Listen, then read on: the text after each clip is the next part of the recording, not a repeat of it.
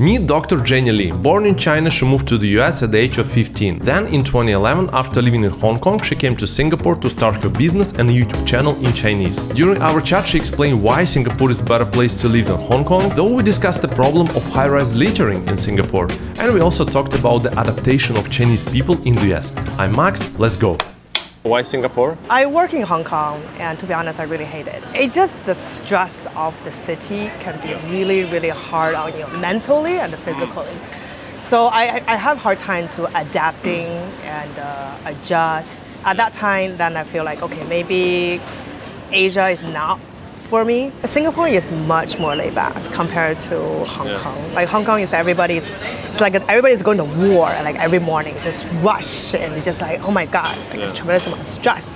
But in here, everything just kind of like, let's take a chill, let's walk to the office, I'll get my coffee, then we can, start the day. What was the image of Singapore for you before coming to Singapore? This is a place that people speak English. Seems they are more friendly than Hong Kong because people are always on the go, so they really don't have time for you. So it seems like Singapore people are a little more laid back, more family oriented, and a little more friendly. And then what was the reality? Pretty similar. Pretty good. I think for the first 2 years, what I noticed most is the efficiency of a government agency. When I was in Hong Kong, I have to get my work card, work permit, something like that. In Hong Kong, they put everybody in this one place to kind of like filter you through. You start here, then you can number, your code number. Like you could easily spend about 2 or 3 hours in there. But here, when you get your EP, it's you go to the car key. It's like a lounge. You sit down. People are really nice. Then you're in and out about less than a half hour. So I feel like the efficiency is different. Although I thought Hong Kong is pretty efficient, but this is like different level of efficiency. Any like cultural shocks that you had? Yes. High-rise littering. Although littering is fine if you litter, there's everywhere you have sign like $500 or $300 for this. But high-rise littering it's very much exists. Yeah. High rise? What do you mean high rise? So people just throwing stuff from their window, and I feel like maybe it's just where I live in the neighborhood, but it's not. So I think one time I was just really fed up with the people because like the previous place I lived, they literally have like CCTV up to the building and try to capture like there's notice, there's a police report like, hey, whoever doing this, we have all the evidence, please stop doing it. And the people just keep on throwing stuff out their windows. So then I asked the security guards, like, is this like Singapore things? And like, yeah, it doesn't matter. It's not matter like you live in condominium or HDB. It's very much everywhere. A city that this clean, but have high-rise littering problem. People sometimes, like tourists, say, "Oh, Singapore is so clean." It's clean, but it's not like Tokyo. It's not the cleanest place on earth. It's not. There are still trash around if you look hard enough. Is there anything that you're not used to living in Singapore? I guess the heat. But that's like everybody was like, it's the only thing or not. Now it's quite good actually. Yeah, this now it is. moment. But the last half hour was not very good. When I graduated from chiropractic school, my father asked me like, where you want to go? The worst, where you go? And I told him like, I'm gonna move to a place that I can wear a skirt all year long. Because in the Midwest, if anyone from there, it's 6 months of winter.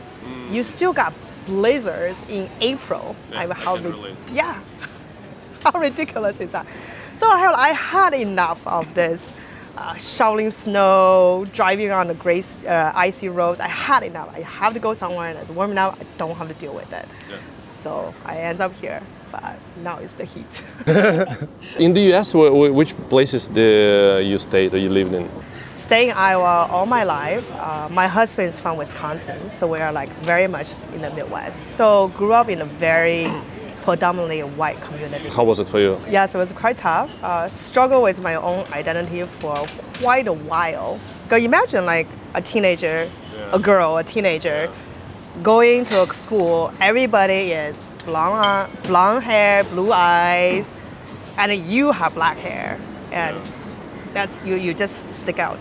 So I remember during that time, I was looking back, some of my photo is I was trying my best to look like a white person. I bleached my hair blonde, I have color contact lenses, and I just like, in my mind, I was just want to be normal because my perception of normal is blonde hair, blue eyes. Yeah, so struggle quite a bit with identity. That probably that's the reason why I wanted to move out of the Midwest, because it's just too homogenous communities. I want to see something that is a little bit different. Yeah. Did you feel like a social pressure or like some like racism against you? The racism in the Midwest is actually very little, but the most racism I experienced was in Hong Kong.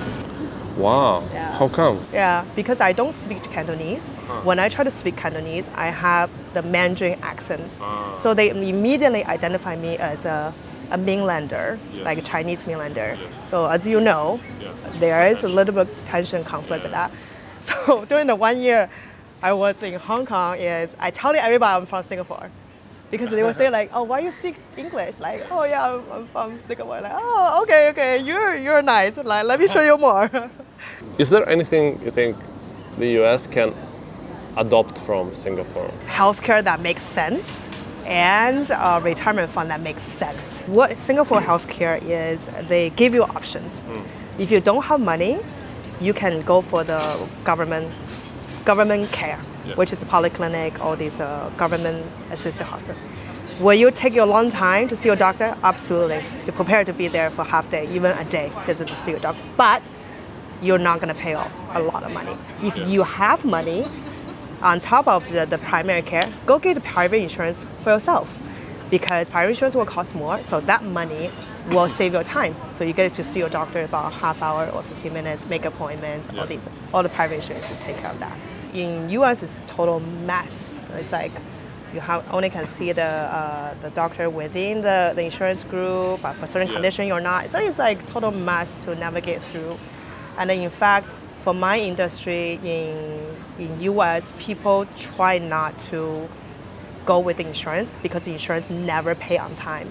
So that's another problem with the US hospital is the cash flow to sustain the hospital. So you pay a lot and then you need to wait until you get your money back. Yeah, and then there's a whole system of processing the claim, and there's like all this form, the HIPS coup you have to go through in order to get paid. Yeah. So that's resources and manpower wasted.